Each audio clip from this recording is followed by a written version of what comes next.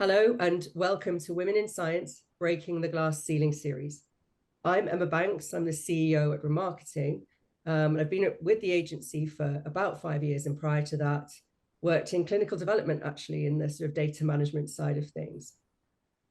So I have this fantastic group of ladies with me today for a panel discussion. And to set the scene, I'm going to share a few words or thoughts for you before we start. So, women scientists are women who work in the wider pharmaceutical industry, are leading groundbreaking research across the world. Women have made significant contributions to the field of science throughout history, despite facing challenges and barriers. Their accomplishments have helped shape various scientific disciplines and pave the way for future generations of female scientists. It is important to recognize and celebrate the achievements of women in science to promote diversity and inclusion in the scientific community. We're here today to highlight the excellence of women in science, challenge prejudices, encourage young girls to engage in science, and break the glass ceiling.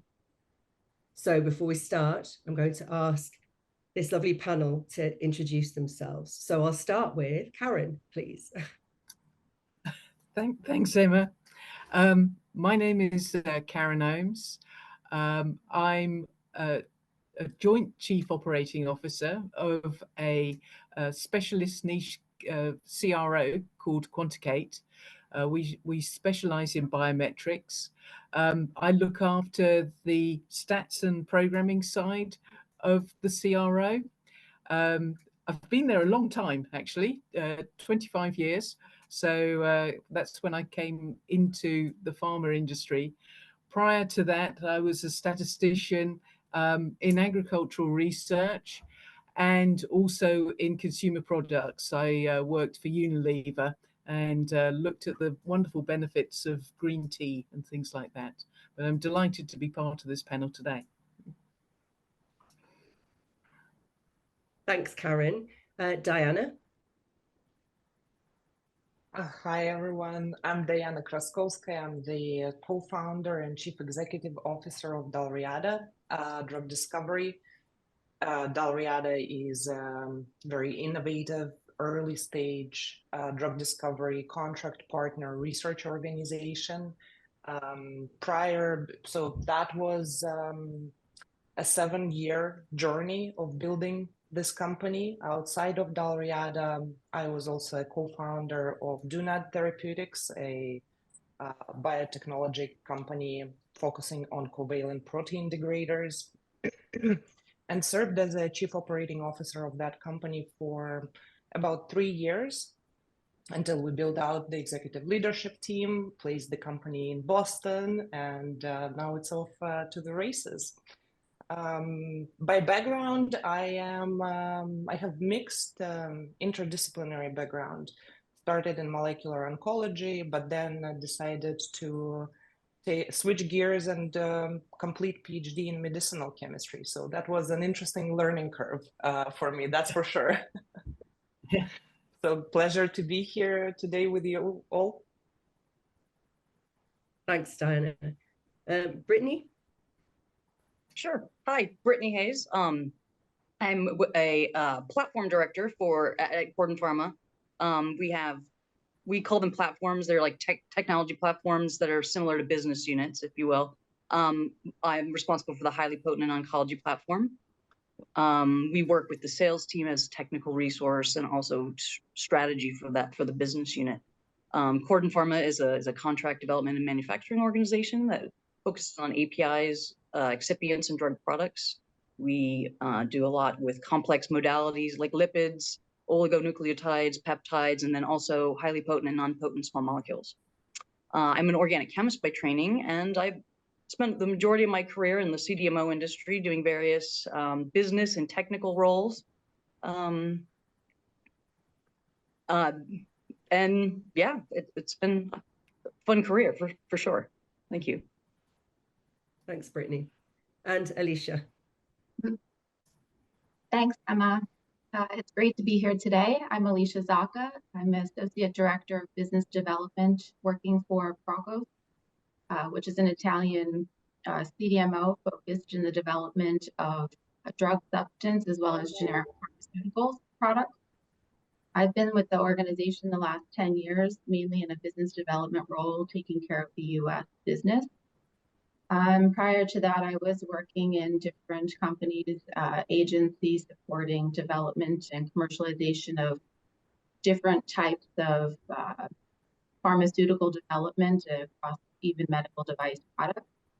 And prior to that, I was working in the medical device industry, focused in women's health, gynecological devices, and supporting on-site, hands-on in the OR, and training and supporting doctors for new device technology. Thanks for having me here today. Thanks so much. So I'm going to start with a question that hopefully will take you back to the beginning, I guess, of your time working in science in the pharma and biotech industry. And I'll just give you a slight warning that this isn't on the list, but hopefully it's an easy one to ask. But we'd start with an easy one. So I'm going to start with Brittany. I hope this is okay. Sure. I'm just interested what originally attracted you to the science and the discipline and the industry of pharma and biotech. Good question. I've always been a science and math. Even as a child growing up, science and math was always my favorite subjects. And my dad was a chemist before he became a veterinarian. So he was always kind of pushing me and showing me how to make crystals, and got me my first chemistry set.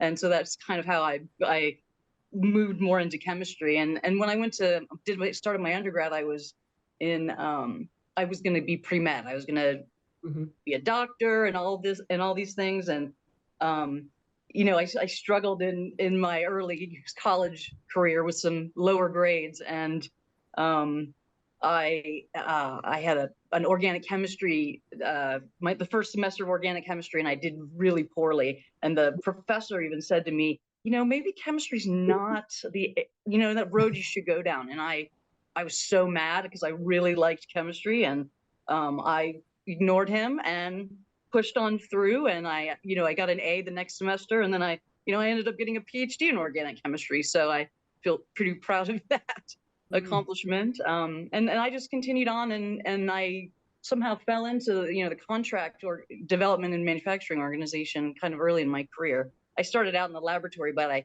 quickly learned that I like to talk about chemistry more than actually doing chemistry. So I kept going down that path. Brilliant, thank you. And Karen, what about you? What sort of brought you into stats? Because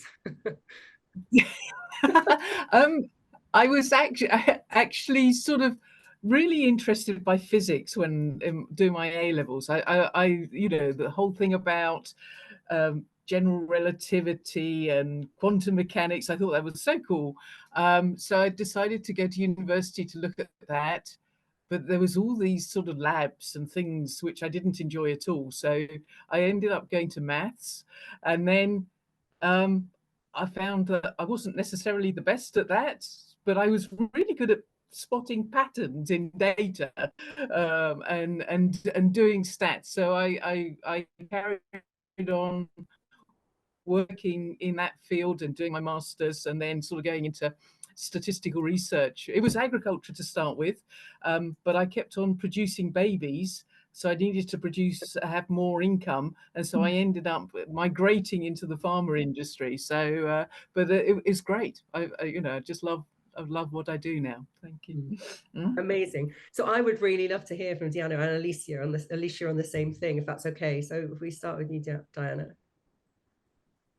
Yeah, absolutely. That's a great question, and definitely wasn't prepared for it. But I think in contrast to Brittany, I was not good at math, which was a clash between me and my mom, who is a math major, engineering degree. But I think from grade 6, as soon as I landed my hands on the first middle school book in biology and chemistry, I pretty much knew what I was going to be doing. So So the next years until I finished my high school was the constant friction about mom not understanding what is biology and how am I going to make money for the family. But it was, you know, from that perspective, it was just so easy for me to know what I would be doing, and you know, never regretted for a second the choice. It was pretty simple. I think the more interesting bit began in the university, where, as I said, math and physics are not my strongest subjects, and but they were prerequisites for getting into the biochemistry program in the higher years. So that's where I had to pivot and go into molecular biology first, and then switch back in the grad school only to the medicinal chemistry degree. But definitely was always clear what I wanted to do with it, and I think it's also become very clear in the first years of grad school that industry is the path that suits me more, and I'm more passionate about building value, building on science and value from science in the industry setting. So, and the rest is history. Thank you. And finally, Alicia. Yeah, so my my pathway into math and science really started when I was younger in school.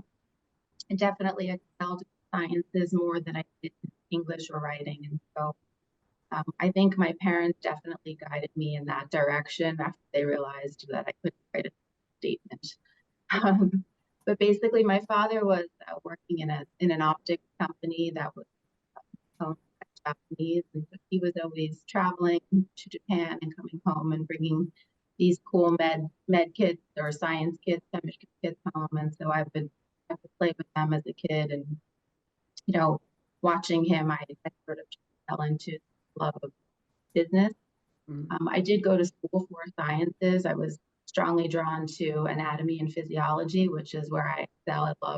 I love dissecting things, and I had this really wonderful teacher, you know, in anatomy, and she guided me to find sort of a pathway.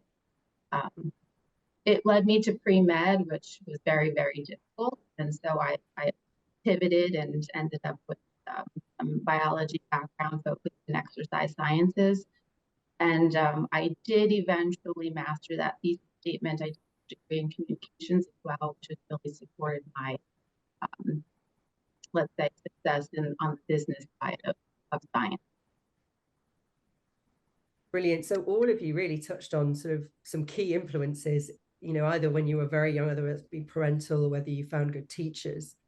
So, and I know this is perhaps a bit more of a contentious question, but what barriers have you found? And I'm not necessarily, although this is about women in science, not necessarily just about your gender, but what barriers have there been that perhaps you've had to overcome? I don't know whether, Alicia, you want to just pick that one straight up. Sure. I mean, I was really lucky in my upbringing. My parents always pushed me to do whatever I wanted to do, you know, so you can do it, you can do this, you can do that. Don't let anybody tell you otherwise. You know, my father always forced me to pick up the phone and call Blockbuster. Do you have this movie in stock? You know, he would never do it. So I learned at a very early age that it was okay to talk to anyone. And so by having that confidence, I think, come from my parents, I was able to talk to teachers and professors and coaches very straightforward about challenges I was either faced with or I wanted to learn something. And then if they gave me the opportunity, I just took. But definitely there's barriers for other girls.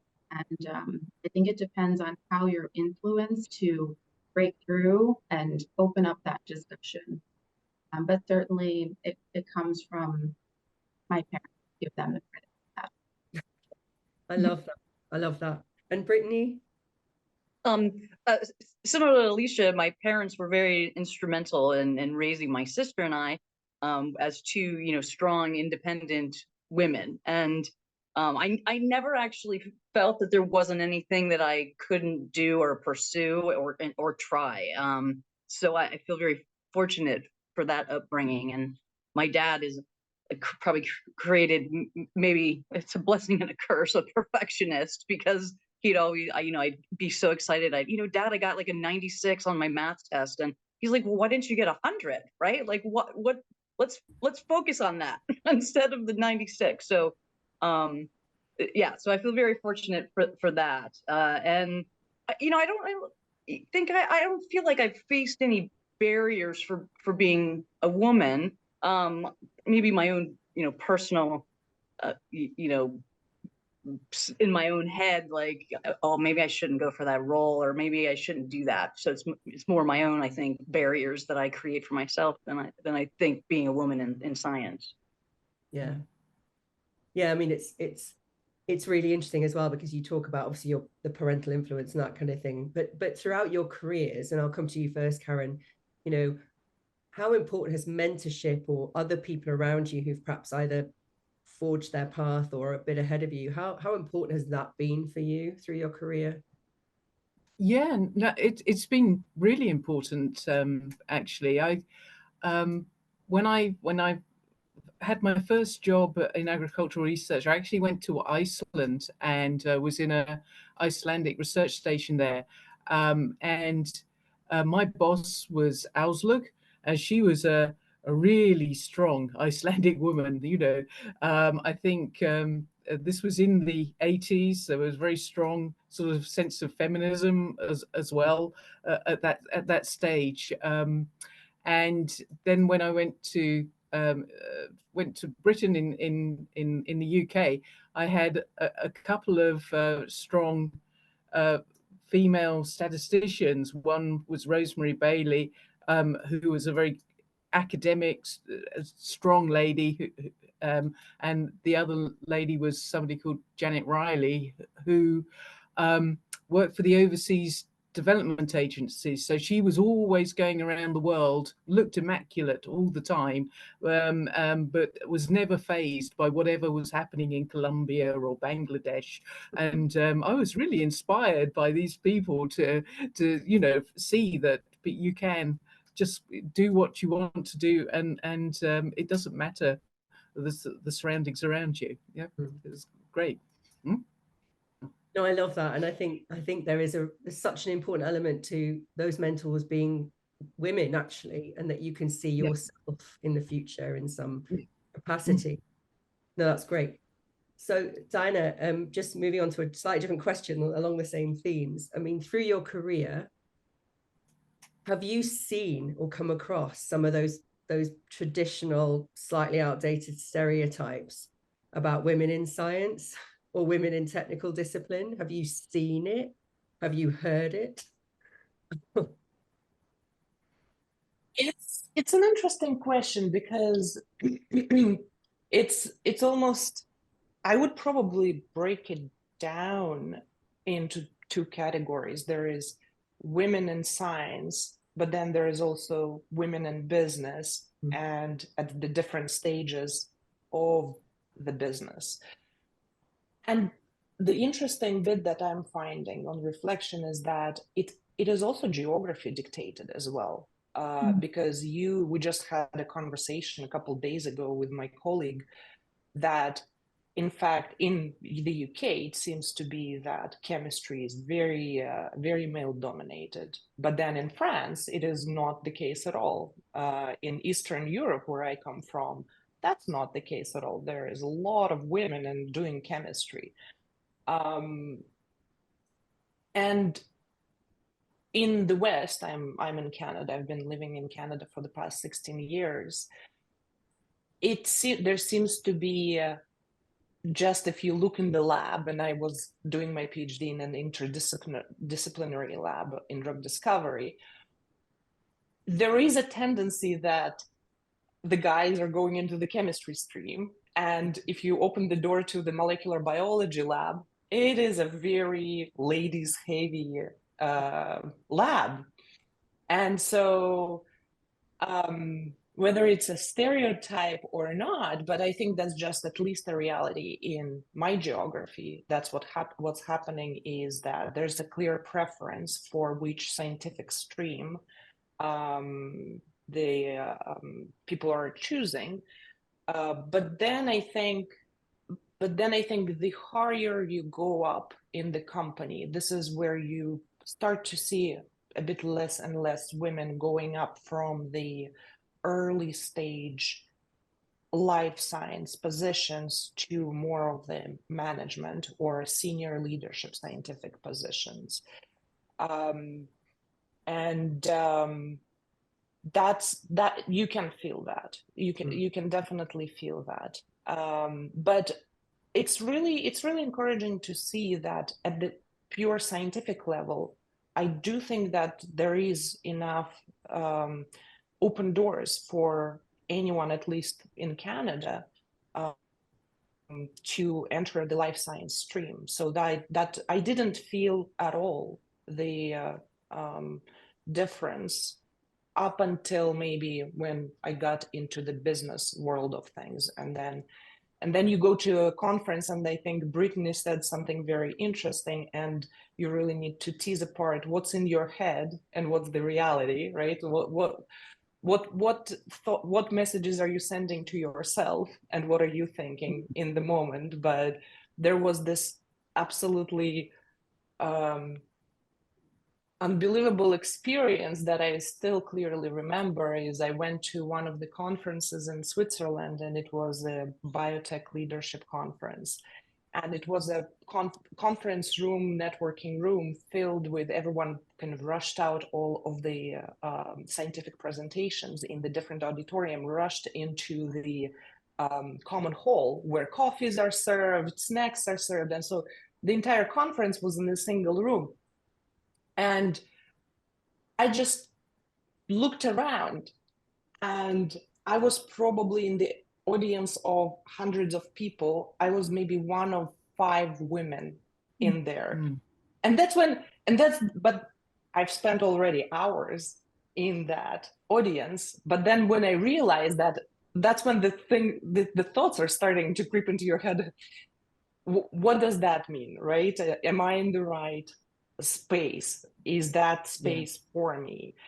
So there is there is definitely stereotypes, there is reality of the different fields, different kind of sections of the fields and industries. But as some of the other ladies mentioned on the call, is I was blessed to have a very strong character mom who was telling me that I can do anything if I really wanted to. So I just kept going and keep going. No, I love that. And it goes back to where we started, wasn't it? In terms of all of the influences that you had as younger women. So I guess I want to pick on something that you mentioned, because I mean, I've had that experience of walking out into a room and going, my God, where are all the women? And it being a bit horrifying. And you make a really good point, Diana, about you start to question yourself then, rather than going, I'm owning this and I'm accepting that I am okay to be in a minority right now because I'm making a difference, versus should I really be here? So I don't know who wants to pick this one up, because again, this is probably taking us into sort of interesting territory. But you made a comment, Diana, about up to a certain point, there seems to be a good gender balance. And then as you move into more of a business role, we seem to see women falling off the kind of trajectory. I don't know who wants to pick this up, but what are your views? Maybe Brittany, if you're comfortable to start, what are your views about why that's happening? And what is it that is not quite gelling for women as they progress through their careers? Not in all certain circumstances, of course. Yeah, I mean, that's a great question. And I've asked that a number of times just in general, because I've seen that myself as I've, moved to different roles, increasing responsibilities and things like that. And, I find myself currently, there's, out of the management team, there's probably maybe 4 women or 5 women, maybe, out of, the rest are all men. I don't know why, and I'm not, maybe it is, kind of, I think one of the key core answers that people answer is, you know, women who decide to start a family, and then they leave for a bit of time, and then they, you know, come back in, and maybe they, you know, they've lost time where they could have been progressing upwards. So I don't know if that's the reason, or if that's, you know, maybe that's the obvious reason, but maybe there's other reasons that I don't know. But yeah, no, I mean, that absolutely must be a reason. It's just, though, the question would be, but then how do you bring these talented people back into a workforce once that part of their life is sort of complete, if you like? Alicia, I'm interested in what you might think. I could talk for hours about this topic. I think there's a couple of pieces of the puzzle to put together on this type of dynamic. It's definitely the individual person on how they want to pursue their career, whether they want to have children or career or both. And part of it, I think, is cultural, depending on who you're encountered during your job or organization that you're working with, and who those people are, can really dictate how you can either progress or not progress. And let me give you an example, because I have two children. They're 12 and 4, so huge age gap between. And the last 10 years I've spent working inside of Procos the majority of my whole life. And prior to working inside of Procos, I was faced with a very absurd scenario where a colleague of mine, basically after my maternity leave, informed me that maybe I should reconsider my position in business and take a more office style role through my childbearing years. And for me at the time, that was like, that could have been 10 or 15 years from that point. And it was infuriating, honestly.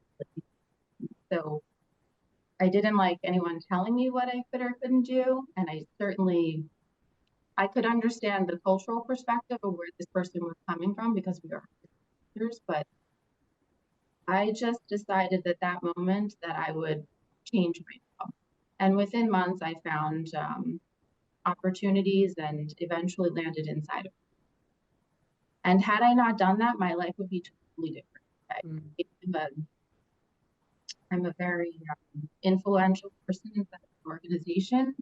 Among the other women, I'm in a leadership role, taking care of one of the largest focus markets. I travel all of the time with my children, with or without. Sometimes they come, sometimes not. My husband supports me. But if I had listened to that person, I would never. And it's amazing. And there's other things that were going on at that time that I really took ownership. I was running a marathon. It was anything I could do to get my mindset back to like that place of strength. After you have children, sort of sinks tremendously, you know, just naturally a thing with hormones. But it was really difficult. And I had a couple of women that were in my life at the time that were able to pick me up. They were outside my industry, and I really embraced them. And I try to also do that for my colleagues, embracing them. You know, I'm here in America, and I work for an international company. So many of my colleagues are in Italy, and lo and behold, there are many women working in our organization across R&D and quality. But as you get closer to the top, there are less and less, but more and more each day as our company grows. So it's really interesting how different pieces of the influence your.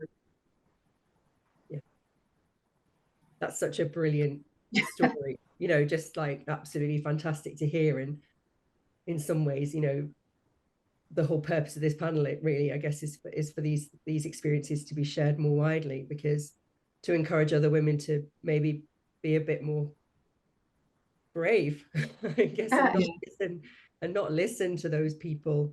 You know, you've all probably all had those experiences. I mean, I certainly have. I won't name any names, but I traveled a lot, and my children, who are now adults, were younger, and I was challenged about how much I was traveling.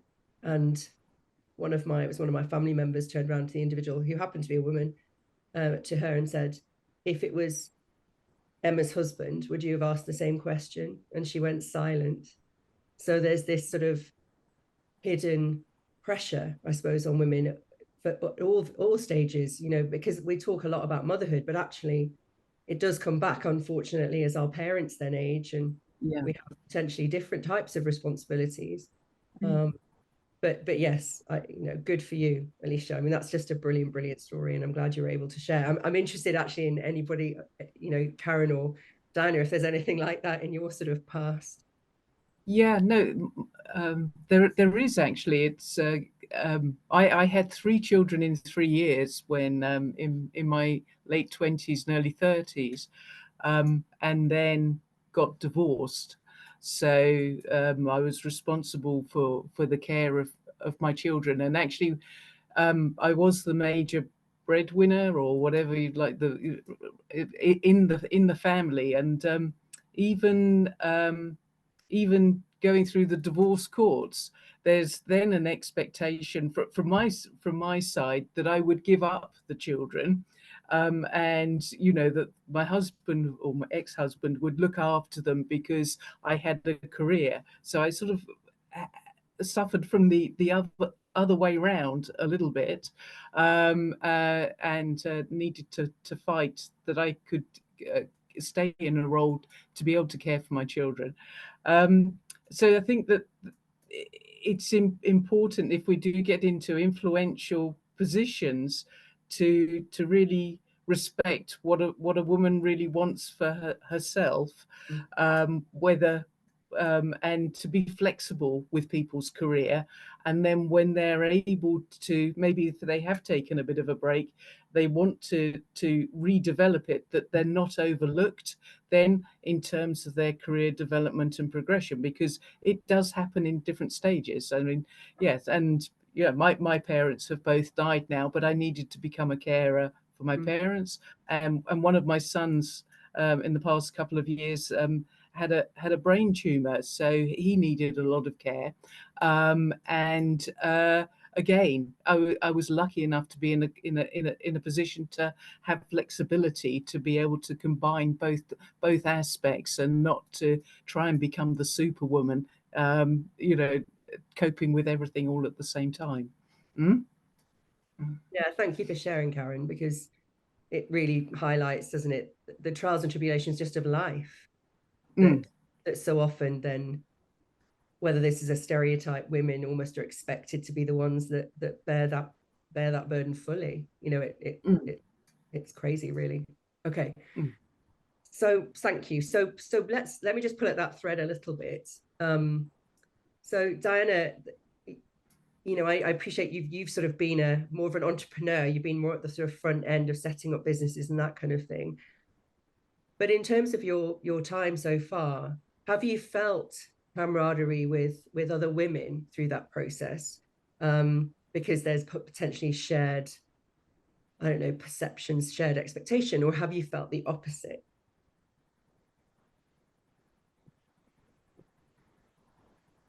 That's a great question. And I, you know, as I'm listening to the ladies talk, I think one feeling that I'm having is one of privilege and the advantages of actually being an entrepreneur, because I don't have, in some ways, I don't have to convince anyone of where my career goes. So over the past, since I started the first business, you know, this is one of the freedoms that you do enjoy as an entrepreneur, that you don't have to just prove to anyone within your circle of an organization on your career progression. So that's definitely just had to acknowledge here that I'm like, wow, I never had to deal with some of the things that you guys are saying, and maybe I didn't appreciate it as much of what it offers, the entrepreneurship path, but it certainly offers internally, right? You don't struggle as much on those questions. You do make decisions, how to balance your life. They're not easy decisions. I have a 7-year-old, and running a business and traveling, but it's always a question, you know, do I spend a night with the kid and do the homework, or do I submit that grant application or business proposal out of the way? It's never easy. I never found it easy, and I still don't have a solution or to that or a magic bullet. It's, you still get into those guilt experiences of, I'm not sure if I'm doing the right thing, right? Should I be spending this time in the business when I'm supposed to be the mother and take care of the kids and spend enough quality time with my daughter? But definitely but as you start going externally, that's still an interesting experience of I think then you touch on how easy it is, or is it equally easy for a woman to get the funding, to sign the business deals. So it's definitely a path. I think we're getting better at it. I think Alicia brought it up before, that you see more and more women finding that balance, finding that way. I think it's way more accepted right now. But I think your original question was about the who was around for mentorship and what's the camaraderie. And to be very frank, as an entrepreneur, a female entrepreneur, I was lucky to have a lot of people around me who would be very supportive, very much so. And we would have conversations, and they would give me another burst of confidence that yes, I can do it.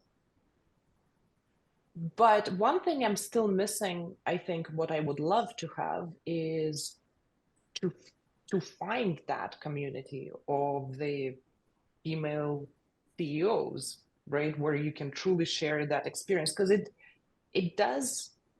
I think for any CEO, they do say it feels very lonely. The higher you go, the lonelier it gets. And being very high up in the organization, even if it's not a massive organization, and being a female, that's even more lonelier. So I'm still to find a couple of ladies friends who have been there, done that, and foster those closer relationships. But I have to say, I've been blessed with so many people on the journey, supporting and understanding and really trying to help through this journey of building companies. Well, you're an even rarer breed in some ways, aren't you, as a female entrepreneur? Not just a CEO, but actually somebody who's started their own business and is potentially on that funding trail and so on and so forth. So, you know, absolutely incredible. And again, it's almost having the belief that you're also setting an example for others. I mean, that goes for all of you, I guess, but I think it is particularly rare for a female entrepreneur. I'm just conscious of the time, and we could probably chat about lots and lots of different things, but I have a couple more questions I wanted to ask, and to sort of come back to Brittany. In your experience, and you may not have the information, do you feel that the pharmaceutical industry, pharma biotech industry, is doing a decent job at making sure women are recognized financially in the right way? And I suppose we're talking here about gender pay gap and, you know, making sure that at different levels that women are paid in an equivalent way to their male counterparts. Another good question. I have to assume that we're doing a good job. I haven't noticed that we're not specifically.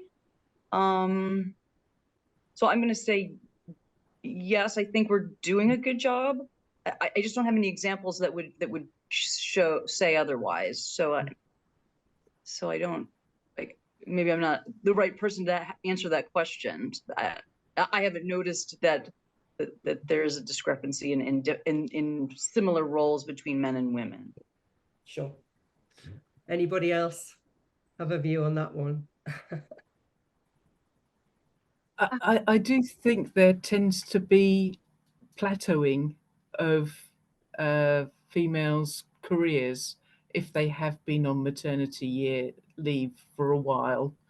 And I think it is that sort of lack of opportunities to show their own development and development of their skill sets, especially if they come back part-time.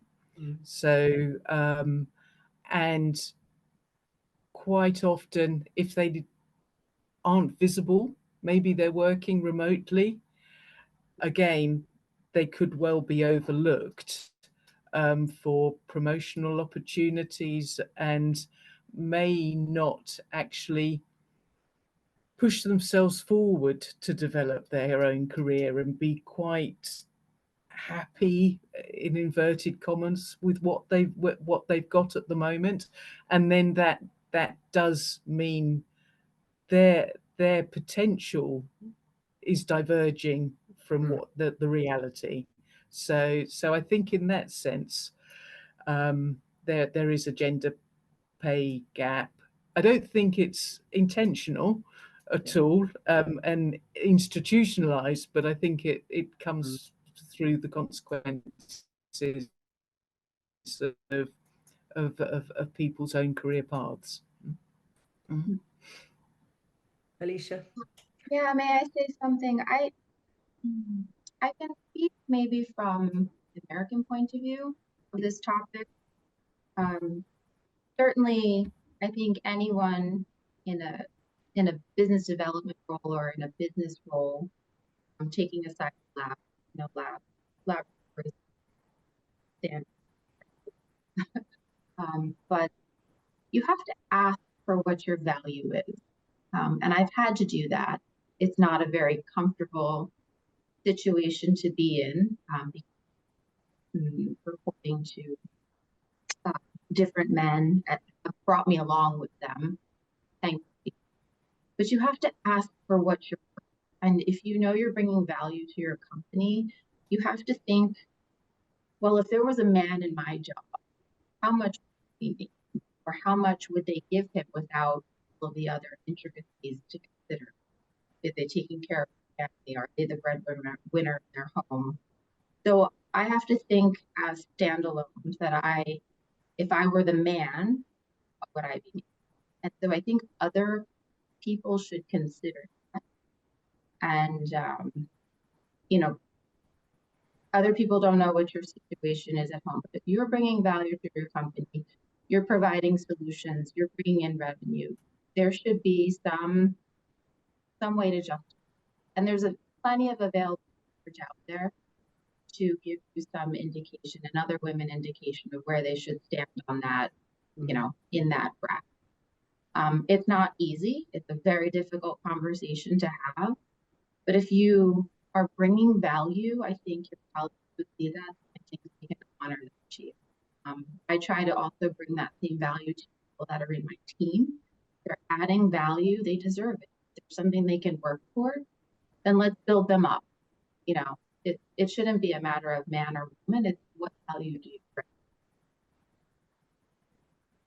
So very true. And I do think that just even that in an awful gender stereotypical way, women do tend not to actually ask. And I think, absolutely fantastic that you can set that example, Alicia, and do it. And I think it's probably a lesson to all of us to make sure that we all do too. So no, I appreciate that. So I'm going to draw things to a conclusion now, and I have one final question that I'd like all of you to answer. But if you can do it in a sort of, I don't know what you call it now, as it's called X, but I would say, is it in a tweet format? If you can give me a sort of short form answer. What is it called now when you put something on X? Anyway, I probably should know what that is. Me either. So. Okay, good. So just a sort of short form answer. And here's my question, and I will start with Diana. So in your opinion, what can we do to increase female participation in the pharmaceutical or biotech field?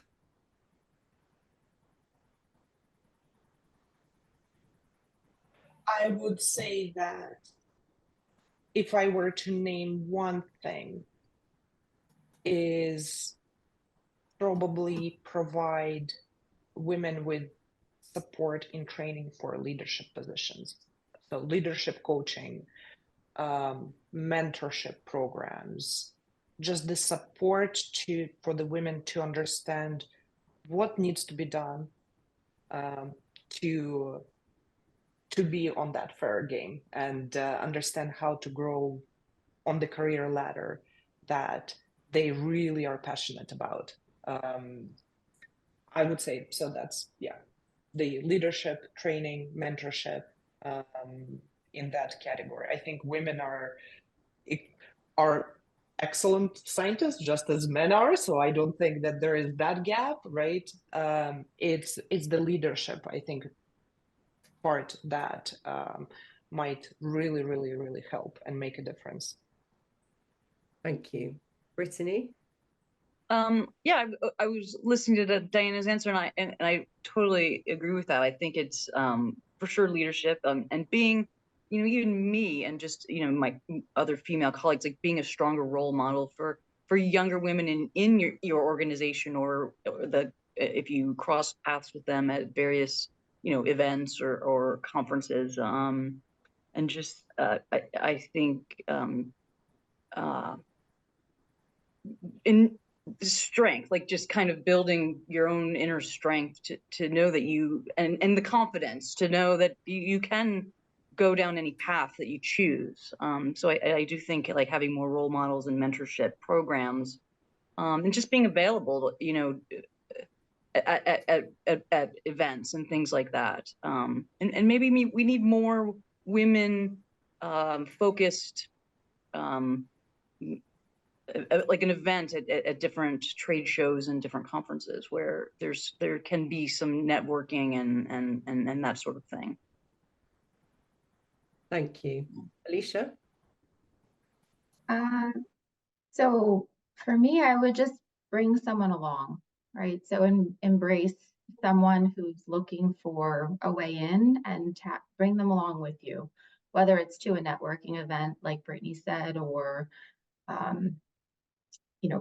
speaking to them or speaking to a group of ladies or women that are in, in an environment where they need to understand the pathway, how to get through to the next level. So just if we each took someone along with us, and that they'll do the same to pay it forward. Yeah, I love that. Thank you. And Karen?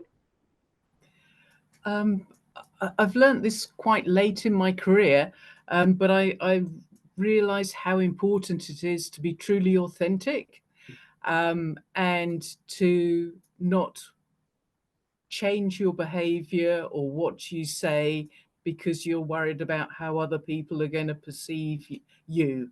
And if I could help encourage other women to be authentic and to be themselves rather than to act a role, I think that would help a lot of people. That's brilliant. So in summary, we've got some leadership coaching, good role models, bringing other people along, and then giving women that confidence to be their true selves. So I love that. So thank you so much to all of you. It's been an absolutely brilliant conversation. I think we need to remember that there's still much more to be done to achieve a level of gender equality in scientific disciplines, probably in any discipline, to be fair. But you clearly and we remain determined, and are moving steadily towards making our vision a reality. So I'm sure one day we will live in a world where girls choose to study science without bias, where women have adequate support to balance the responsibilities of a scientific career, motherhood or other caring responsibilities, and where scientists are judged purely on the merit of their work, and their ability to change the world. So you set a beautiful example. I have really enjoyed talking to you, and I hope that others will get great value from hearing you speak. So thank you for watching. And there are many more interviews with industry leaders right here on the Life Sciences Knowledge Hub. Thank you very much. It's been an absolute delight to speak to you and hear your stories. Thank you. Thank you. It was a pleasure to be here with all of you guys. Yeah, no, it's been really good. Yeah.